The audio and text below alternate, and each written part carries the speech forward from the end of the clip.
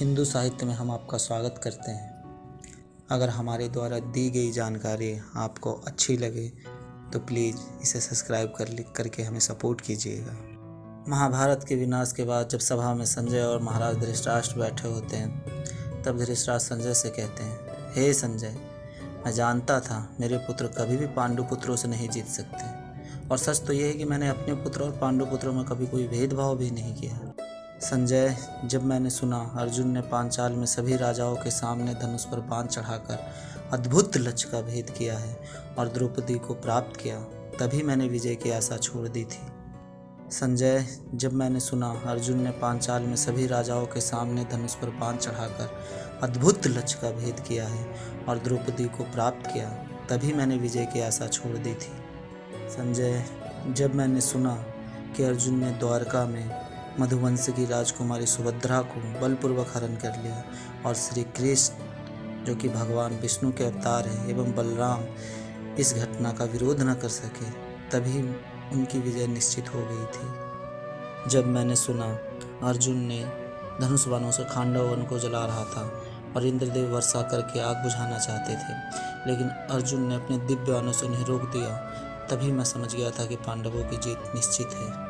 जब मैंने सुना कि मगध नरेश जरासंध को भीमसेन ने उनकी ही राजधानी में जाकर बिना अस्त्र शस्त्र के हाथों से चीर दिया, संजय, तभी मेरी जीत की आशा टूट गई थी।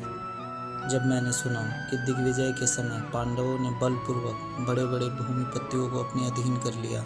और महाअज्ञ राजसूय संपन्न कर दिया, संजय, तभी मैं समझ गया था कि मेरी विजय की कोई आशा है ही नहीं। मैंने सुना धूर्त एवं मंदबुद्धि दुशासन ने द्रौपदी का वस्त्र खींचा और वहाँ वस्त्रों का अंबार लग गया और वह उससे पार न पा सका, संजय, तभी से मुझे विजय की आशा नहीं रही थी। जब मैंने सुना वन में जाते समय धर्मात्मा पांडव धर्मराज युधिष्ठिर के प्रेमवश दुख पा रहे थे और अपने हृदय भाव प्रकाशित करने के लिए विविध प्रकार की चेष्टाएं कर रहे थे, संजय, मेरी विजय की आशा तो तभी नष्ट हो गई थी। संजय, जब मैंने सुना कि देवादिदेव त्रिलोक महादेव को युद्ध में संतुष्ट करके अर्जुन ने पशुपतास्त्र नामक महान अस्त्र प्राप्त कर लिया है, तब तुम ही बताओ संजय, कोई कैसे जीत की आशा कर सकता है। जब मैंने सुना कि वरदान प्रभाव के घमंड के नशे में चूर होकर कालकेय तथा पौलेम नाम के असुरों ने, जिनसे बड़े बड़े देवता भी नहीं जीत सकते थे, अर्जुन ने बात ही बात में उन्हें पराजित कर दिया। अर्जुन ने स्वर्ग में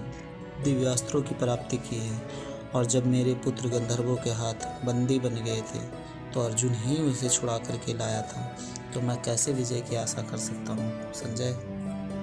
अर्जुन एकमात्र रथ की सहायता से विराट युद्ध में हमारे सभी श्रेष्ठ महारथियों को हरा दिया था, जबकि वो सभी पूरी तैयारी से गए थे। जब देवर्षि नारद के मुख से सुना कि श्री कृष्ण और अर्जुन साक्षात नर और नारायण के अवतार हैं और इन्हें मैंने ब्रह्मलोक में देखा है, तो मैं कैसे जीत की आशा कर सकता हूँ। कृष्ण पांडवों के मंत्री हैं और तात श्री भीम और गुरु द्रोण पांडवों को आशीर्वाद दे रहे हैं,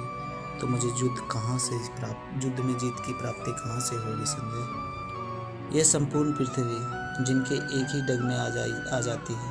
वे लक्ष्मीपति भगवान श्री कृष्ण पूरे हृदय से पांडवों की कार्य सिद्धि के लिए तत्पर हैं, तो कोई भी यह युद्ध कैसे जीत सकता है संजय।